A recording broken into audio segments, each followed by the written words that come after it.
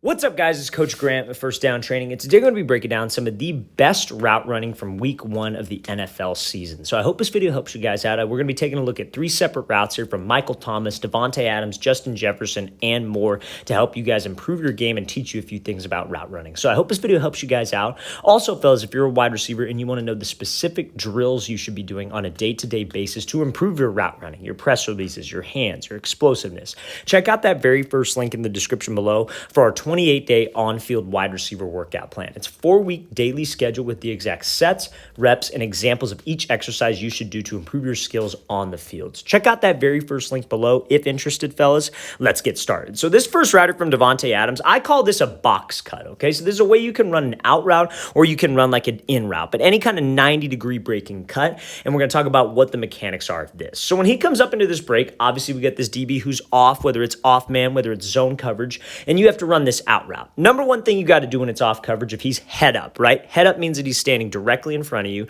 is you have to close the distance with him, right? You have to close the distance. You have to try to step on his toes. You have to run hard because that is what's going to make him uncomfortable. Now, with this box cut, we are going to be trying to sell a dig route. So why do they call it a box cut? Because in theory, when I work this with my wide receivers, it's like 4 steps, right? So on a box, you got 4 corners. You got 1, 2, and then 3, 4. So in theory, when you do this cut, you would snap down to the side that you are going. So let's say you were breaking on the out route. You would snap with your left foot, you would come to balance with your right, and then you would throw like a crossover left-right. So in a perfect world, in a perfect scenario, it's a 4-step cut. But it does not have to be a 4-step cut because obviously you're running full speed. You don't know where the depth is of the DB at times when you're going to be running a route. So it can vary. But that's essentially the steps that you want to shoot for. So we are trying to sell like he is running a dig route. So on those first 2 steps of that box cut, you have to snap down and decelerate. That means that you have to drop your hips. You have to change levels because that deceleration is what makes this DB put the brakes on and want to drive on this ball.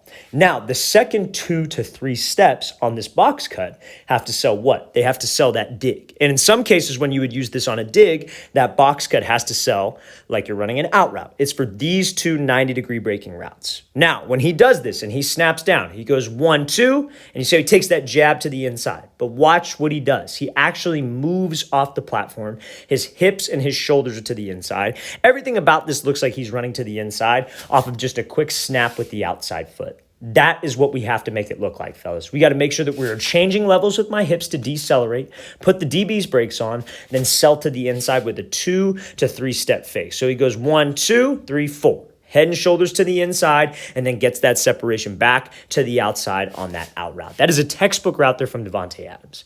Now, some of you might be asking, well, wouldn't that move take a little bit too long? Maybe your offense in high school, maybe your offense in youth ball, college, wherever you're playing at, doesn't like receivers doing that type of move on like an outside breaking route. And I would say more often than not, I don't exactly know what Derek Carr's footwork was here. We don't like this on an out route. Because if you're running like a 10-yard speed out, this is like a 15-yard out. So we could pretty much anticipate there's maybe something to the flat. Maybe the quarterback is looking at a read on this defender. Maybe he's on the run, and then we could hit this. So it's a longer developing out route. But if it's that like timing out route where as soon as you break, that quarterback's putting the ball there, I don't like this move because it wastes a little bit of time at the top of the break. I prefer this move on a dig route, but again, I'm not going to say what Davante Adams did was wrong because he's Davante Adams. But it's probably a longer developing play because we don't have that much time at the top of the route when it's a speed out timing situation. Let's play this thing again, full speed one more time. Great example here from Davante Adams using this box cut. That's just what I call it. I know a lot of receiver coaches call that a box cut as well. There might be other names for it, but it's just based on terminology. Okay, so now we're going to be looking at this router from Justin Jefferson. This, I feel, was the best route of the day.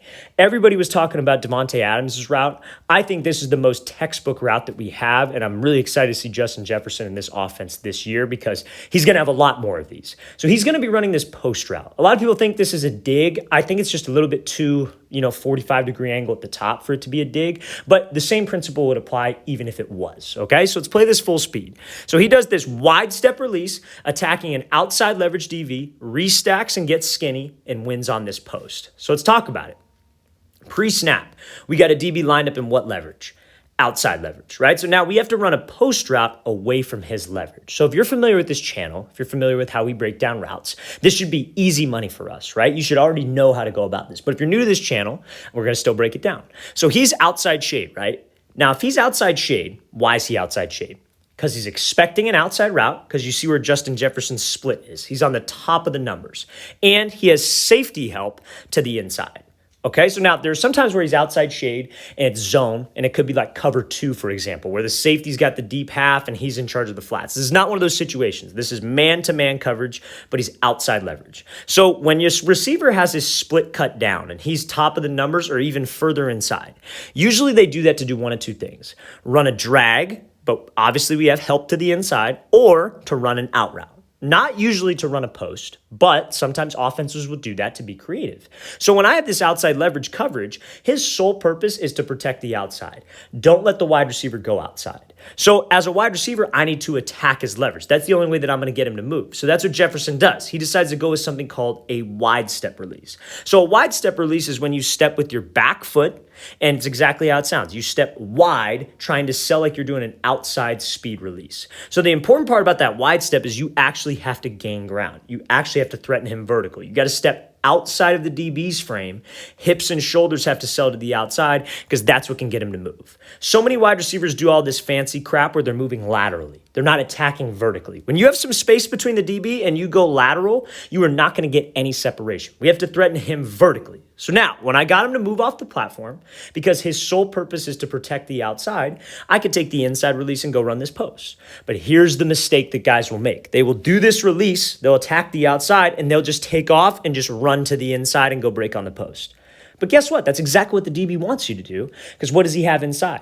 He has safety help. He's got a free safety over there, sometimes two safeties over the middle. So we cannot do that. We have to make sure that we get skinny on the route. So you see, after he does this release, Jefferson stays in a low explosive pad level position, and he gets into this DB's frame. I call this getting skinny. You could dip that shoulder, you stay low at your pad level, but that allows you to either get into his cushion or to do what Jefferson does and restack. And restacking is when this DB is trailing your back hip. Now, when he trails your back hip, that's when you can do a lot of stuff at the top of the route. You could do a one hard cut like Jefferson does, head and shoulder fake. You could do a rocker step where you throw a cut inside, then back outside. It's like a 1-2, but whatever will get you separation. But the whole point of us getting skinny is so now I could get open or I could get separation from this DB, but now I have a bigger window before the safety can get over the top and make a play. Because that's, again, the whole reason he's outside shade in the first place is to force me to that safety help. That is textbook right there by Justin Jefferson. Now, what you might ask me, well, what would I do if I'm not able to restack? Let's say this DB's right here, right on my hip. Well, you would still get skinny and you would use your upper body as like leverage. What you would do is you would almost lean into him. It's like a way of pushing off without getting a flag called. So you would do exactly what Jefferson does here, get skinny into the route, but instead this DB would be on your hip. But if you're leaning your body weight into him and then you throw that cut, that's going to get you separation. It's almost like pushing off without getting that flag called, like I said. Let's play this thing again, full speed one more time. That is a great job. I thought this was the route of the day right here from Justin Jefferson. Great job getting skinny and great job winning on that post. If it was a dig, fellas, you would do the exact same thing. Just would be obviously a more 90-degree cut. Okay, so now, this is a route from Michael Thomas. This is a goal line fade. Now, I wouldn't say this is, the greatest, release in the world. I wouldn't say that he broke this guy's ankles, but it's enough to get him separation. You got to understand that if you're a red zone guy, like let's say you're a bigger wide receiver, you're a taller guy, maybe not the fastest guy, but we're in the red zone. They're going to give you a chance. They're going to throw you a jump ball, back shoulder, over the shoulder, whatever it is. You have to know that you can't just run. You can't just try to run around guys when you get to a certain level. In high school, you might be able to get away with it, but in college, against disciplined DBs, especially the NFL, you got to give them something to give you a little bit of space, because that little bit of space can go a very long way with a talented quarterback. I'm going to tell you this right now, every quarterback in the NFL can put the ball wherever the hell they want. I don't care if you're the practice squad guy, I don't care if you're the starter. Those guys are incredibly talented and can put the ball wherever they want if it's blocked up and they know where to go with the ball. So let's play this full speed. So he decides to go with this like double tap release, gets a little bit of separation, and that sets up that back shoulder throw. And I believe they did this twice in the game, but I felt this was a better release. So he's going to be doing this double tap. We have a DB who's lined up inside shade, got maybe about a yard or two of space. So what we have to do is we have to threaten him where? Think about the Justin Jefferson clip we saw. That DB was lined up outside shade. Now this DB's lined up inside shade. And we're on the goal line. So he's inside shade, Probably because, you see how his split is at the bottom of the numbers. So he's probably expecting an inside breaking route, but he probably doesn't have safety help. This is just straight up man-to-man coverage. Maybe it's cover 0. So he's on an island. He's trying to get Michael Thomas to just take off and run to the outside.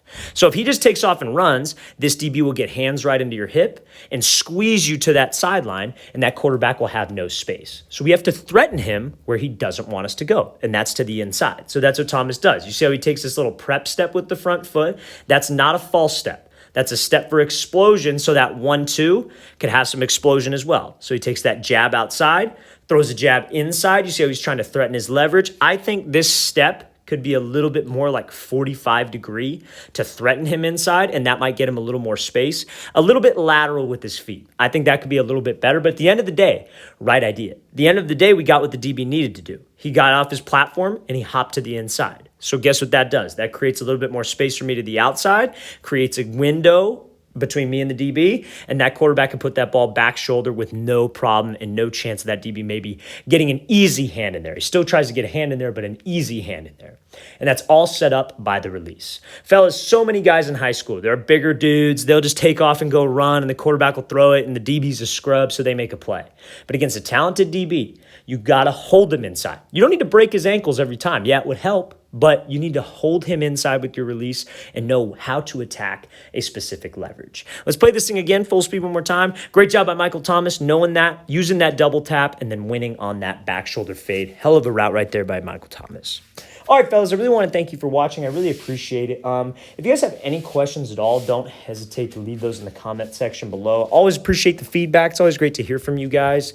And again, fellas, if you'd like a 4-week wide receiver on-field workout schedule, everything wide receivers need to do to improve on the field for route running, releases, hands, the works. Check out that very first link in the description below. I'll see you guys next time.